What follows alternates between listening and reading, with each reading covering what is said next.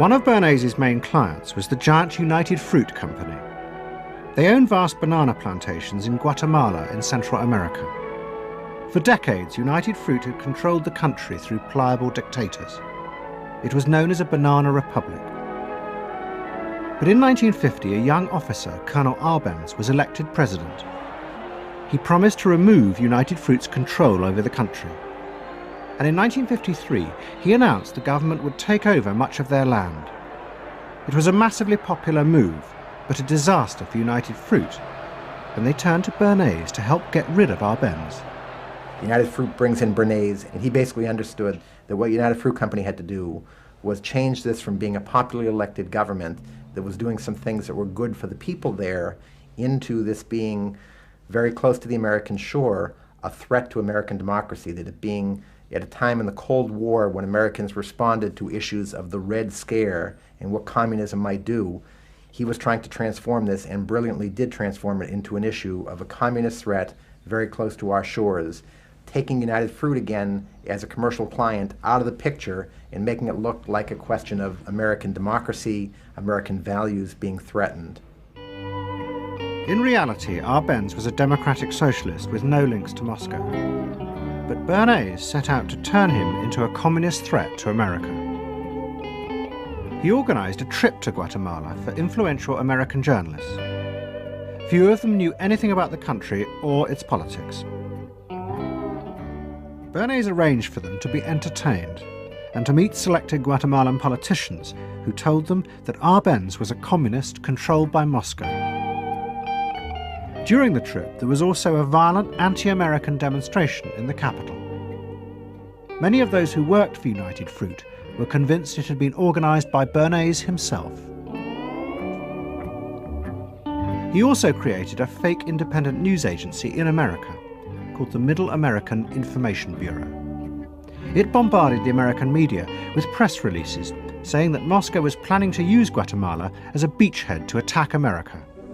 All of this had the desired effect. In Guatemala, the Jacob Arbenz regime became increasingly communistic after its inauguration in 1951. Communists in the Congress and high governmental positions controlled major committees, labor and farm groups, and propaganda facilities. They agitated and led in demonstrations against neighboring countries and the United States. What was profoundly new in terms of what Bernays did is he took this menace to our backyard in Guatemala. For the first time, we saw Reds a couple hundred miles from New Orleans who Eddie Bernays had us believing were a true threat to us, that it was going to be a Soviet outpost in our backyard. But what Bernays was doing was not just trying to blacken the Arbenz regime. He was part of a secret plot. President Eisenhower had agreed that America should topple the Arbenz government, but secretly. The CIA were instructed to organize a coup. Working with the United Fruit Company, the CIA trained and armed a rebel army and found a new leader for the country called Colonel Armas. The CIA agent in charge was Howard Hunt, later one of the Watergate burglars. What we wanted to do was have a terror campaign to terrify Arbenz particularly, terrify his troops, much as the German Stuka bombers terrified the population of Holland, Belgium, and Poland at the onset of World War II, and just rendered everybody paralyzed. As planes flown by CIA pilots dropped bombs on Guatemala City, Edward Bernays carried on his propaganda campaign in the American press. He was preparing the American population to see this as the liberation of Guatemala by freedom fighters for democracy. He totally understood that the coup would happen when the public and the press, when conditions in the public and the press allowed for a coup to happen, and he created those conditions. He was totally savvy in terms of just what he was helping create there in terms of this overthrow. But ultimately he was reshaping reality, reshaping public opinion in a way that's undemocratic and manipulative. On June the 27th, 1954, Colonel Arbenz fled the country, and Armas arrived as the new leader. Within months, Vice President Nixon visited Guatemala. In an event staged by United Fruit's PR department, he was shown piles of Marxist literature, that had been found, it was said, in the presidential palace.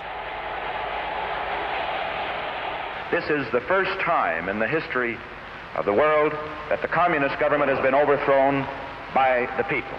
And for that we congratulate you and the people of Guatemala for the support they have given.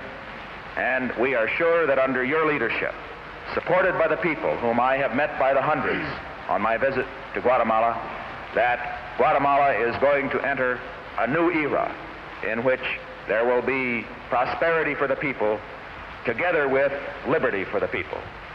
Thank you very much for allowing us to see this exhibit of communism in Guatemala. You're welcome. And for dinner, see what Mother has for dessert. Banana gingerbread shortcake. Just another of the many tempting ways in which this nutritious fruit can be prepared. So now that you've seen where bananas come from before they reach your table, our journey to Banana Land is ended. We hope you enjoyed the trip. We know you like bananas.